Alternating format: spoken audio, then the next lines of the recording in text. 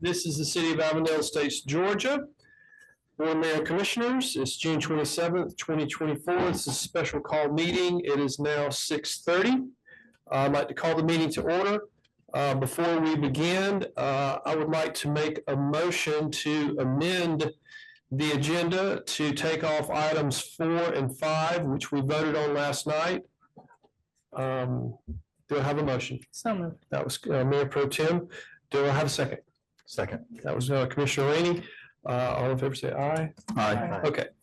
And we had to leave it on the agenda because it had already been published. So that's how we take it off. Anyway, all right. So we have an amended agenda before us. Do I have a motion to adopt? So moved. That was Commissioner Rod. Do I have a second? Second. Commissioner Smith. All in favor say aye. Aye. Thank you. Okay. So first item of business, this is an ordinance to set the, do I have a motion to adopt the ordinance to set the 2024 millage rate at 9.55 mils? So moved. That was Mayor Pro Tem. Do I have a second? Second. That was Commissioner Rainey. I'm trying to be formal and not too informal. Yes, so I have a second. Any comments, questions up here? Yeah, I do have a comment. I want to elaborate on something that I said last night about the homestead exemption. I'm not going to get into numbers specifically because I think that kind of takes our focus away from what we're trying to accomplish here. What I've listened to everyone who has talked. I was not here in last week's meeting, but I have communicated with a lot of residents. We've received emails. I've done my best to respond to everyone. Last night, I brought forward the idea of a homestead exemption, and I want to elaborate on that, on my thinking along this. And speaking at a high level, really the choice that has to be made here, and what we're talking about is, how do we balance this? And what I mean by balance this is that any homestead exemption, rollback of the millage rate, in reality, what that means is less revenue for the city. And that's the bottom line, right? Through a homestead exemption or rolling back the millage rate, in effect, what we are saying is that the city will live with this decreased revenue, and that decrease in revenue goes back to the residents. That makes sense to everyone? So in looking at it in those terms, what I'd like to have conversations about is what can we realistically do to address folks' concerns about rising taxes. Your property value goes up, your taxes go up. That's a challenge to everyone up here, is what can we realistically do? And what can we do and still accomplish what we want to accomplish, what our agenda is. And I don't have answers about in detail about what it is that we can live without, what it is that we can't live without. I think those are conversations that we need to have. But I stand, I'm fully behind some type of tax relief for our residents. We just have to figure out how we make that happen. And that's my position. So tonight, I'll just, tell you that I think keeping the millage rate where it is fair in light of what we're trying to accomplish here. The commitment that I will make, and this is speaking for myself, I don't speak for other board members or the city. But speaking for myself, I will make the commitment that I will put at the top of my priorities over the next year, finding a way for us to finding a way for us to produce some type of tax relief for residents. I don't know what that looks like at this point, but other cities around us, almost every other city except Clarkston and Stone Mountain, have a homestead exemption for their residents. And I don't know what that would look like, how much would make sense for us, but that's the avenue that I will be pursuing over the next year. Thank you. Thank you. I'll go. Okay. Okay. Thank you, everyone, for coming tonight. Thanks for all the input and all of the emails. The city saw an average of 4.16% increase in value from existing properties. And while I know some residents have received startling increases, unfortunately, the city has to base decisions on averages. We can't plan on a case-by-case basis. Individually, all of us up here are going through the same thing that all of our residents are going through. But we also have to think about the long-term health of the city. By all means, if you disagree and believe your value is unfair, that you can't sell your house for the amount of the appraisal, appeal. Yes, the city could roll back the millage as we did last year to offset this organic market rate increase in property values.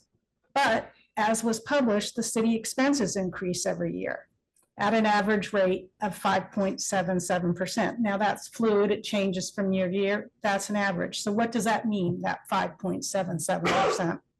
That represents both operational and capital expenditures. It has been presented in multiple meetings, operational costs for our city are remaining relatively flat. They are going up at a smaller rate of increase. But because of our particular situation, being in the midst of urbanization, playing catch up on delayed and neglected infrastructure work, our capital costs have increased at a quicker rate.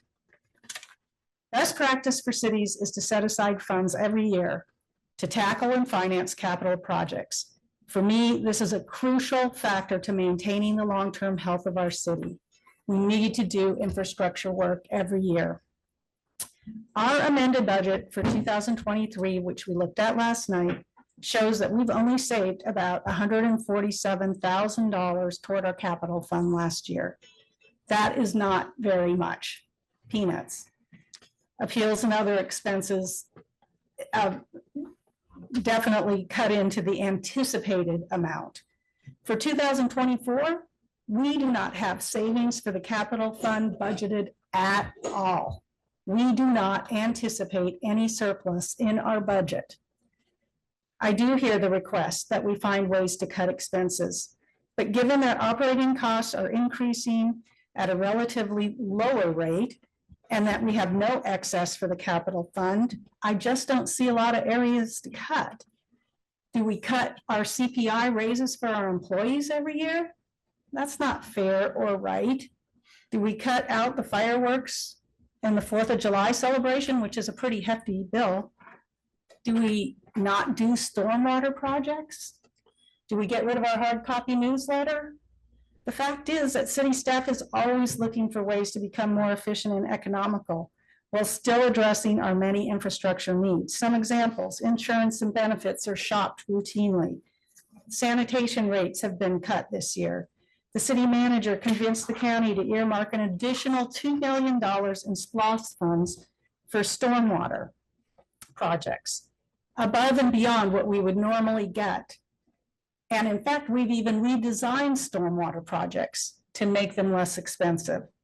Grants, we're always looking for grants to provide substantial funding for our projects, including an 80% grant for the whole complete street project. City's only paying 20% of that. The list goes on and on.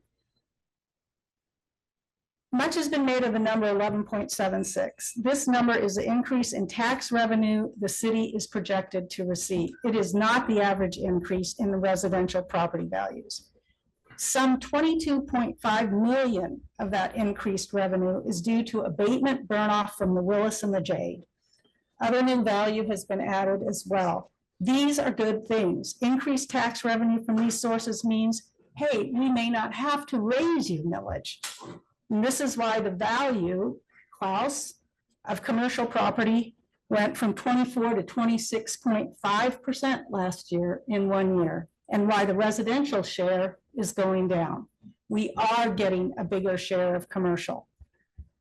Lastly, I want to address the big picture issue of increasing number of appeals. Individually, we all have to do our own budgets at our house and appeal if we feel that's needed, etc. Well, I actually don't need to go into all these details. I think, Patrick, you covered them. But the fact is that we're going to lose a significant amount to what is projected to be collected. For all of these reasons above, I will be supporting maintaining the millage rate of 9.55.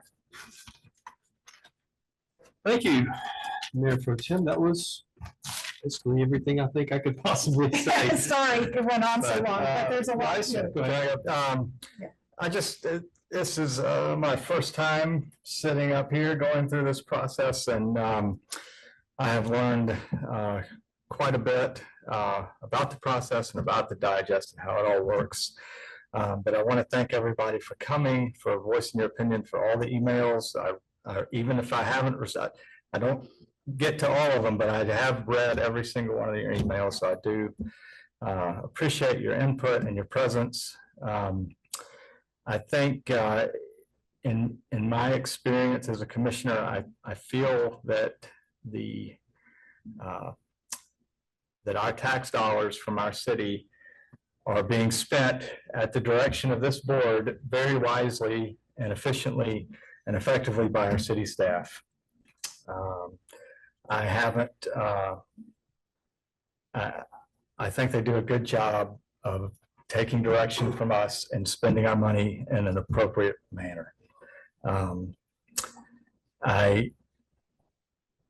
I understand and appreciate the need for skepticism, especially in local government, and I like that people were questioning how we're doing things, because it gives us an opportunity to question it ourselves, to learn more about it, and to make ourselves better. It's like Jonathan said one time, just because something's working well doesn't mean it can't be improved upon. And so your skepticism and your questioning, I think, is healthy, and gives us all an opportunity to examine it and keep everything running like it should be. And the last thing I'll say is that, I think it's safe to say that we're all doing our best to make this city the best it can be. And by all of us, I mean this board, I mean the city staff, I mean our residents, our property owners, our business owners, everybody's working together to make everything the best it can be. And we may have different visions on how to get there, but we're all trying to make it be the best city we can be. With that said, I will be voting in favor of keeping our millage rate unchanged at 9.55. I think that's fair and appropriate for our needs. That's all I got. Thank you, Grant.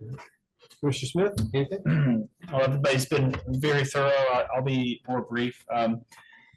The city has shown a good case with lots of good data as the reasoning for keeping the millage rate as it is due to increasing costs, and then the reality of the appeals process will certainly reduce the amount of revenue that's coming to the city, and which has to use that revenue to perform the basic functions that the city does for its residents. I do want to kind of reiterate that a lot of concerns were about the city doing things to run more efficiently, and are they doing the things to be good stewards of the taxpayers' dollars. I feel like this past year has been very representative of that, where we made those changes with the sanitation program to save the residents on their their tax bills. I think that's important to remember, that the city does seem to have a good eye on and a goal to run things more efficiently. So they're tackling things in that way. And I do see where most of the concern from the residents is the fact that, you know, the property taxes continue to go up because of the valuation, but I do feel like the city has been putting in place many steps to reduce that overall burden, you know, through development of the business district and increasing the amount of tax revenue that's brought in by the commercial properties. I believe that is the future on how we reduce our residential tax rates. And the fact that we have the ability to set that millage rate each year allows us the flexibility to give that relief if we're able to do so. And I think that's important to remember. The board has reduced the millage rate in recent years because they found that there was room in the budget to do so. You know, with increasing costs, setting the millage the same as this year will allow us to bear the cost of those increased projects while not being able to get additional funds for the capital projects. That's something that we'll have to revisit next year. But this, I believe the board and the city is very cognizant of everybody's concerns, because I'm a resident as well. I'm concerned too. It's always a concern, you know, when you're making your budgets for this year. It just seems like this was a smart thing to do to keep the city running and not run at a deficit and still, you know, do the needed services that the city has to provide its residents. So I'll be voting in favor of the proposal. Well, thank you. You know, for me, this goes back a ways. I mean, you know, 9 years ago, we kind of got into this because I felt like we could do better. That we had a fantastic city and a fantastic location in a growing metro area with just so much potential and a lot of problems. And we weren't taking advantage of that potential. And so we set on this path of smart growth, and I think it's the right one. And so, you know, with the idea that we would try to grow the commercial district to help offset the burden on the residential side, and I think we have been successful. We've gone from about a 90-10 split to a 75-25. Let's just, you know, round it up. But we've gone from a 90% tax burden on the residents to 75, and I hope we get it lower. We have lowered the millage rate 3 times. I think it was 10.9875 or something wonky, but it was over 10 mills, and now it's 9.55. And so we have incrementally tried to stave off the effects of increasing property values and inflation.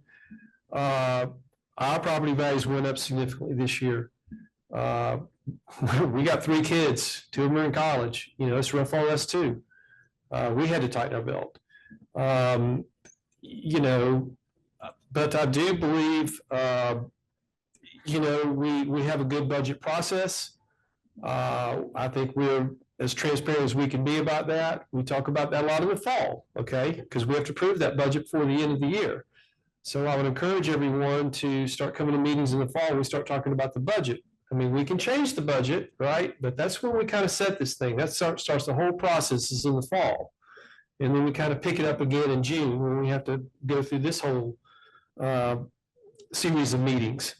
And but I think we have a good process. I think that, you know, our incredible credit rating we received this year is a good indication that we are managing our money well. That doesn't really address, you know, what we're spending or how we're spending it per se, but I mean, we got a great credit rating. I think part of that was that they agreed with our strategy. They agreed with what we're doing. They like that we are investing in ourselves. You know, and that we're trying to balance, you know, increasing operation costs with these capital projects, which for a city of 3,800 people, I mean, all these things cost a ton of money. And we're doing our best to address these things, you know, in a thoughtful, systematic way, engineered way. But you know, I feel like we have a good budget. I feel like we have the right number of people. I think we were operating very efficiently. I think, credit to Patrick, and staff that, they're managing our money incredibly well. And I feel like we are tackling these capital projects as best we can through grant money, through asking for extra SPOS money, for anything we can. We are out there scrapping for money, trust me. And so, we have to fix these things. And I think to not fix these things is irresponsible. I mean, grossly irresponsible. And so I understand what you're saying. We are hearing you. We're feeling the same thing. We live here too. We're taxpayers as well. We did make a decrease last year in the millage rate. I hope we can do it again in the future. I think this fall is going to be very telling, and we're going to, like I said, we're going to have some tough conversations next year, quite possibly, and maybe have to devise a whole new strategy. But for this year, I think we're good. I think we've set a good budget. I think we've talked about it very openly. So I am in favor of it. So I know that's not exactly what everyone wanted to hear, but I think we're already tight. I think we're tighter than we want to be this year. We're going to struggle a little bit, but more on the capital end, but capital projects end. But that's where I'm at. Mr. Manager, was there anything you'd like to add? I mean, I normally don't do that, but I feel like this is a big one. Yep. I'm fine. Yeah. Okay. All right. Are we good up here? Yep. You good. Public comment? Mhm. Okay. Public comment on this item.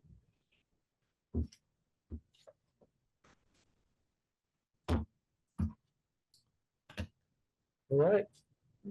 Seeing none, I'd like to bring it back for a vote. All in favor say aye. Aye. That was 5. Okay. That was all 5. All right.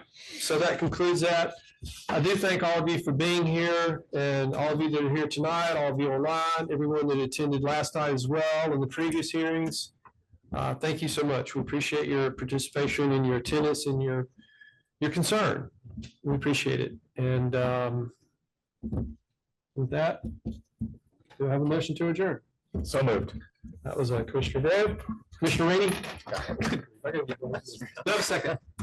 Second. Commissioner Smith? All in favor say aye. All right. Thank you again.